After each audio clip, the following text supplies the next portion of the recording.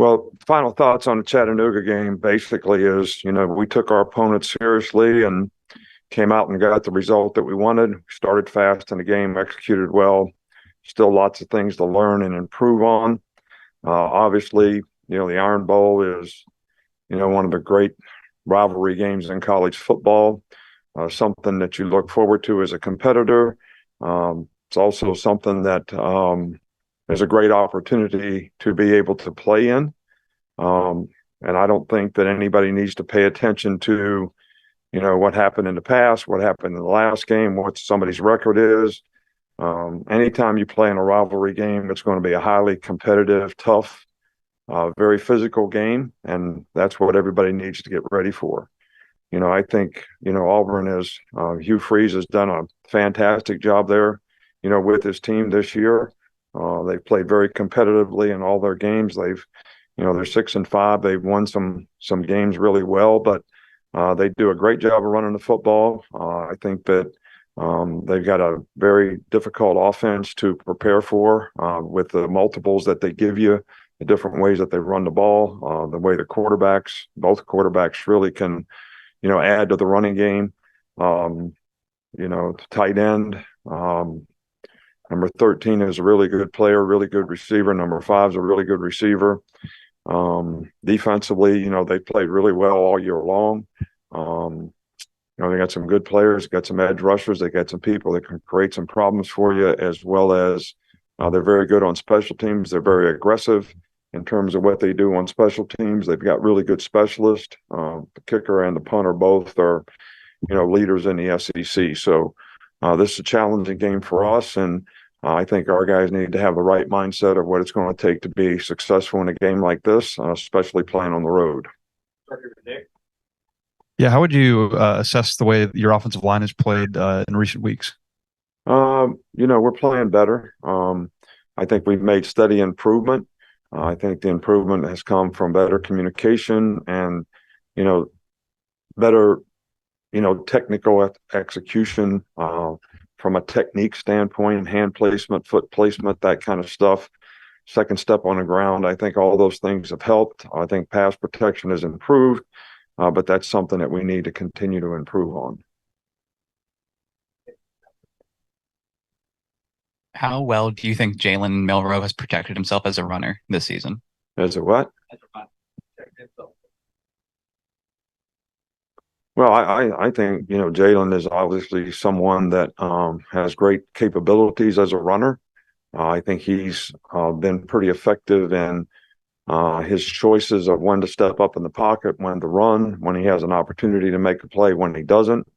But I think the thing he's developed is the ability to keep his eyes downfield and make plays in the passing game, even when the pocket breaks down. And I think he's been an effective runner for us. When we've had perimeter plays that involve reads on his part to get to the perimeter. So, and I think both those things help us overall offensively in terms of what the defense has to defend. Charlie. Hey, Coach.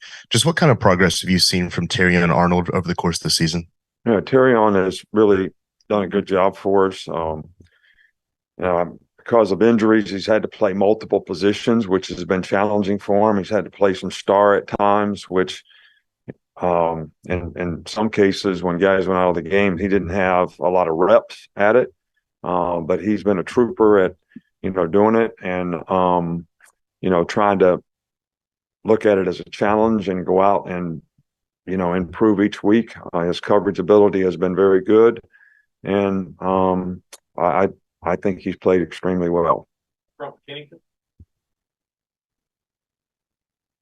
Good afternoon, Coach. I know during fall camp, building up depth along the defensive line was a priority. After 11 weeks, how has that group grown and evolved?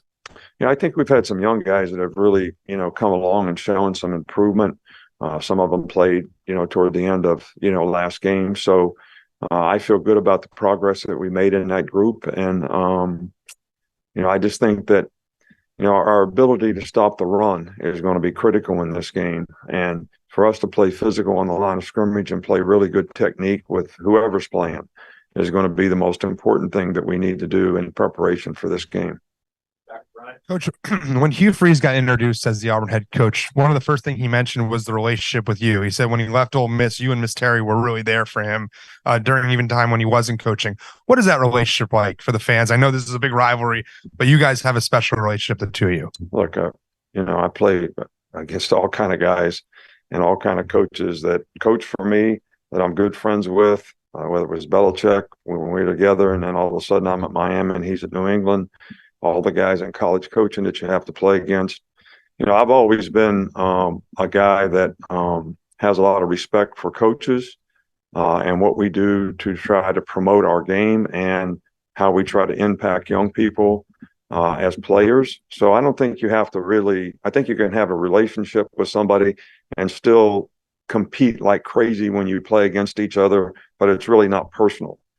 The outcome of the game is really not personal. You're doing the best you can to get your team to play the best, and I respect that as a coach. And, we're going to do the best we can to get our team to play their best as a coach, and hopefully, people respect that. So, but at the end of the day, does it have to affect your relationship?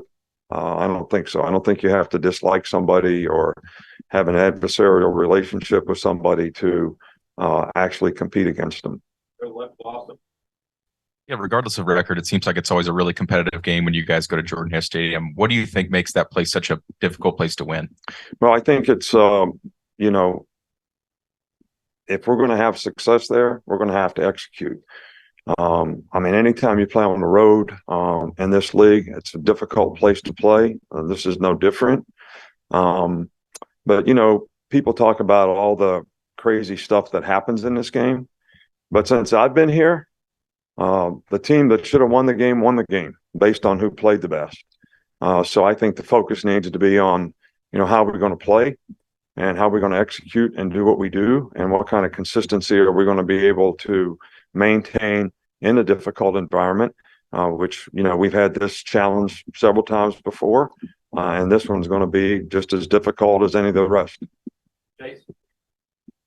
I've heard your good friend Bill Belichick say that the concept of halftime adjustments is really overrated because I guess adjustments get made during the first half because there's no sense in waiting. You can get hurt by that.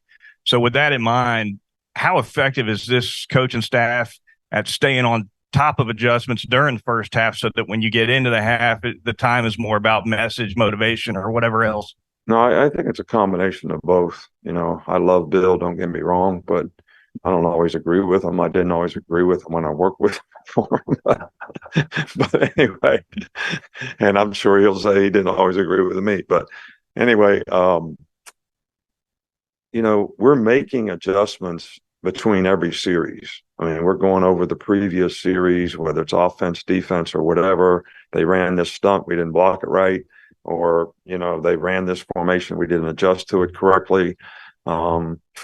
But we also draw those things up as the game progresses so we can actually show the players those plays and some of the things that they did, as maybe you've already covered it, maybe you didn't have a chance to cover it, but we kind of do both. And then if there's something different that we want to do, sometimes you don't like to do it until you can get everybody in front of you and you can explain it a little better than you can on the sidelines.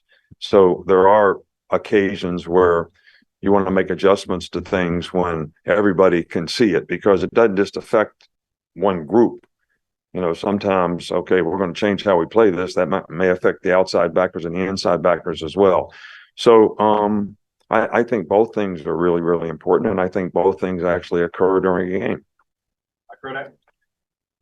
Tommy Reese was named a semifinalist today for the Broyles Awards. What can you say about what he's done to grow in his role this year? Well, obviously we nominated him, so we thought he's done a pretty good job. And I think he's done a great job of transforming our offense and the players and how they've improved. And I think that's made a huge difference in the confidence on our team offensively as well as our team in general. So I think he's done an outstanding job. Can a team taking a loss like Auburn did on Saturday sort of galvanize them, make them more dangerous this week? I can't answer that. I just can't answer that. I think be better served to ask them, that question. But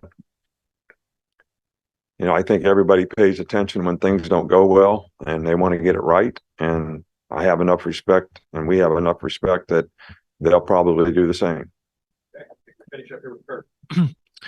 Coach, I know how you prepare, you do the same thing every week and respect all of your opponents, but I wonder if any time in your career you've ever taken some time from preparation for one game in anticipation of another, and if so, how that came out. No, I never.